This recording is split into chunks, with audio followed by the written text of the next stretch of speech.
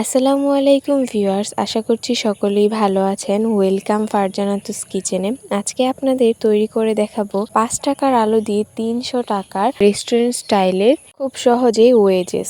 আলু দিয়ে তো আমরা অনেকেই অনেক কিছু বানিয়ে খাই, কিন্তু আজকের রেসিপিটা একদমই ভিন্ন। আশা করছি আপনাদের সকলের ভালো লাগবে। তো দেরি না করে চলুন আমরা মূল রেসিপিতে চলে যাই। ওয়েজেসটা বানানোর জন্য আমাদের কি কি উপকরণ লেগেছে তা দেখে নেওয়া যাক। প্রথমে আমি এখানে নিয়েছি 4টি আলু। এবার আলুগুলোর খোসাগুলো ছিলে নেব। বিকেলের স্ন্যাক্স হিসেবে কিন্তু এই ওয়েজেসটা একদম পারফেক্ট, আর বানিয়েও নিতে পারবেন খুব সহজেই মাত্র 30 মিনিটেই। আলুগুলো ছোলা শেষ হয়ে গেলে এবার আমি আলুগুলো ভালো করে ধুয়ে নিব। আলুগুলো ধোয়া শেষে এবার একটি ছুরির সাহায্যে আমি একে একে আলুগুলো সবগুলো কেটে নিব। আমি এভাবে গোল গোল করে কেটে নিচ্ছি। আপনারা চাইলে ফ্রেঞ্চ ফ্রাই যেভাবে করে সেভাবেও কেটে নিতে পারেন আপনাদের ইচ্ছে অনুযায়ী, কিন্তু এভাবে করলে এই ওয়েজেস দেখতে ভালো লাগে।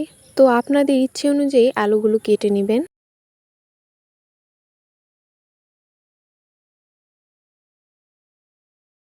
সবগুলো আলু কাটা শেষ হয়ে গেছে। এবার আমি আবারও একবার পানিতে ভালো করে ধুয়ে নিব। ধোয়া শেষে এবার দিয়ে দিব একটি কড়াইয়ে পানি।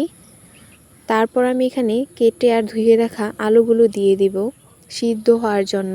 এখানে কিন্তু আলুগুলো পুরোপুরি সিদ্ধ করব না, অল্প সিদ্ধ করব। আলুগুলো সিদ্ধ হতে হতে আমি এখানে বানিয়ে নিব সস বানাবো। এখানে আমি 3 চামচের মতো টমেটো সস ব্যবহার করেছি। এরপর এখানে আমি দিয়ে দিব 3 চামচের মতো সয়া সস। আলুর পরিমাণটা যদি বেশি হয় তাহলে কিন্তু সসের পরিমাণটাও বেশি দিতে হবে। সসটা আমি এভাবেই বানিয়ে নিব। এবার একসাথে সবগুলো ভালো করে মিক্স করে নিব, সসগুলো যাতে ভালো করে মিশে যায়। সসটা ভালো করে মিশানো হয়ে গেলে একপাশে রেখে দিব। এবার আমি দেখে নিব আলুগুলো। এই তো আলুগুলো এবার দেখে নিব আমি যে সিদ্ধ হয়েছে নাকি। এখানে কিন্তু পুরোপুরি আলুটা সিদ্ধ করা যাবে না, যখন অল্প সিদ্ধ হবে তাতেই উঠিয়ে নিতে হবে। আলুগুলো সিদ্ধ হয়ে গেছে। এবার আমি আলুগুলো উঠিয়ে নিব। আলুগুলো উঠিয়ে একটা বাটিতে রেখে দিব ঠান্ডা হওয়ার জন্য। আলু ঠান্ডা হতে হতে আমি এখানে বানিয়ে নিব আলুর মেইন উপকরণটা। তো এখানে আমি দিয়ে দিব 1 কাপের পরিমাণ ময়দা দিয়ে দিব। আপনারা চাইলে গুঁড়িও ব্যবহার করতে পারেন। এরপর ময়দার সাথে আমি দিয়ে দিব 1 চামচ লবণ। লবণটা দিয়ে এবার ময়দার সাথে ভালো করে মিশিয়ে নিতে হবে। ময়দার সাথে লবণটা ভালো করে মিশানো হয়ে গেলে এখানে পরে দিয়ে দিতে হবে ঠান্ডা করে রাখা আলুগুলো। আলুগুলো দিয়ে এবার আমি ময়দার সাথে ভালো করে আলুগুলো মিশিয়ে নিব।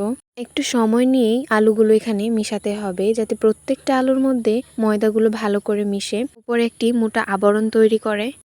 সবগুলো আলু ময়দার সাথে মেশানো হয়ে গেলে এবার আমি একটি কড়াইয়ে দিয়ে দিব পরিমাণ মতো তেল। এই সময় কিন্তু চুলার আঁচটা মিডিয়ামে রাখতে হবে। তারপর তেলটি গরম হয়ে গেলে এখানে আমি দিয়ে দিব আলুগুলো দিয়ে এবার এখানে ভালো করে ভেজে নিতে হবে।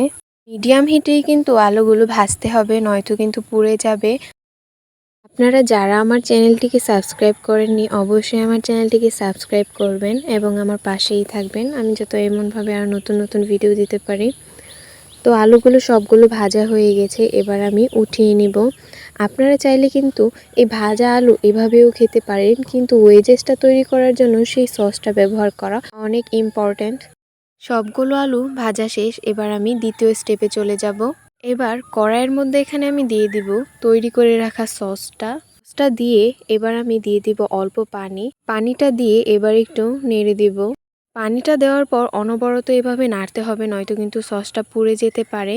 তো এইভাবেই নেড়ে নেবেন অনবরত। যখন দেখবেন সসটা একদম মাখা মাখা হয়ে গেছে তখন এখানে দিয়ে দিতে হবে ভেজে রাখা আলুগুলো দিয়ে এবার ভালো করে আবার সসের সাথে মিশিয়ে নিতে হবে।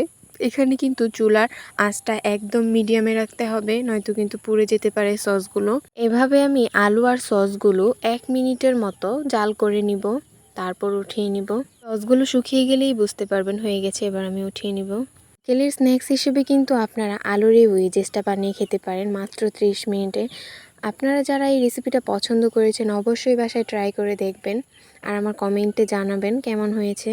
সকলেই ভালো থাকবেন, সুস্থ থাকবেন। আল্লাহ হাফেজ।